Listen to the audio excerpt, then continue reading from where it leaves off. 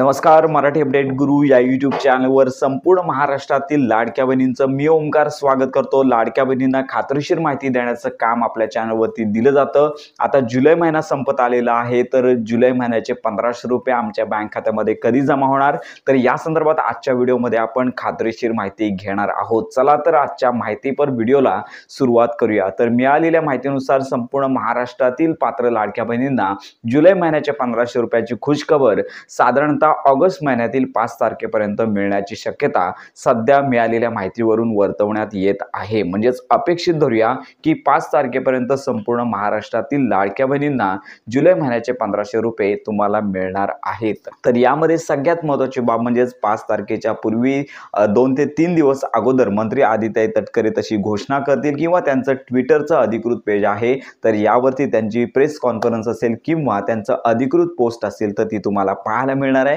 आणि याचबरोबर महाराष्ट्राच्या संकेतस्थळावरती आता 2 ते 3 दिवस शिल्लक आहेत, तर येत्या 2 दिवसांमध्ये हा GR जो आहे मुख्यमंत्री माझी लाडकी बहीण योजनेसंदर्भात जो निधी वितरण करण्यासंदर्भातला GR आहे तो येत्या 2 दिवसांमध्ये प्रसिद्ध होणार आहे. आणि त्यानंतर लगेचच लाडक्या बहिणींना 5 तारखेच्या आतमध्ये जुलै महिन्याचा जो हप्ता आहे 1500 रुपयांचा त्यांना रक्षाबंधनाची ओवाळणी म्हणून वितरित केला जाणार आहे. तर अशी माहिती सध्या समोर येत आहे. काही YouTube चॅनलच्या माध्यमातून सांगितलं जात आहे की हप्ते वितरणाची तारीख जाहीर झालेली आहे.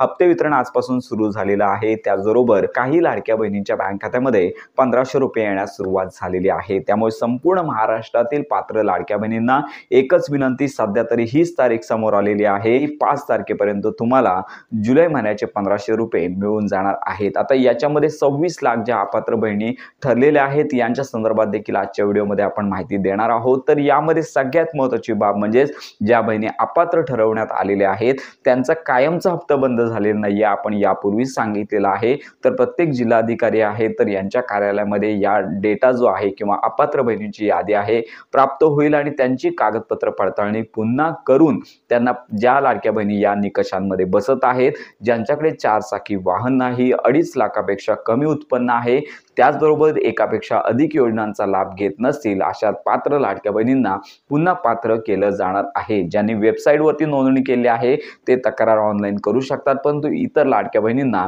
तशी प्रोव्हिजन नाही आहे. तुम्हाला जिल्ह्यातील महिला बाल विकास कार्यालय आहे या ठिकाणी तक्रार करायची आहे. आणि येथेच तुम्हाला आता ज्यावेळी जिल्हाधिकारी कार्यालयामध्ये ज्या लिस्ट आहेत अपात्र लाडक्या बहिणींच्या याद्या ज्यावेळी प्राप्त होतील तेव्हा त्यांच्याकडून डॉक्युमेंट व्हेरिफिकेशनची प्रोसेस केली जाणार आहे. त्यामुळे ज्या लाडक्या बहिणी तात्पुरत्या अपात्र ठरवण्यात आलेल्या आहेत त्यांची पुन्हा कागदपत्र पडताळणी होईल आणि पुन्हा कागदपत्र पडताळणीमध्ये पात्र झाल्यानंतरच त्या लाडक्या बहिणींना जून महिन्यापासून जे त्यांचे थकीत हप्ते राहतील हप्ते पुन्हा दिले जाणार आहेत. तर अशी अधिकृत माहिती मंत्री आदित्य तटकरे यांनी दिलेली आहे. त्यामुळे ज्या लाडक्या बहिणी पात्र आहेत ज्यांना मागील हप्ते येतात त्यांची प्रतीक्षा संपणार आहे. येत्या काही दिवसांमध्ये हप्ते देखील वितरण सुरू होणार आहे. आणि ज्या लाडक्या बहिणी अजून प्रतीक्षेत आहेत, ज्यांचे अर्ज अपात्र केले आहेत, त्यांनी प्रतीक्षा करायची आहे, कागदपत्र पडताळणीला सामोरे जायचं आहे आणि लवकरच त्यांनी ज्या अटीमध्ये बसतात त्यांना काही घाबरण्याचं कारण नाही आहे. त्यांचा अर्ज आपोआपच अप्रूव्ह होणार आहे आणि त्यानंतर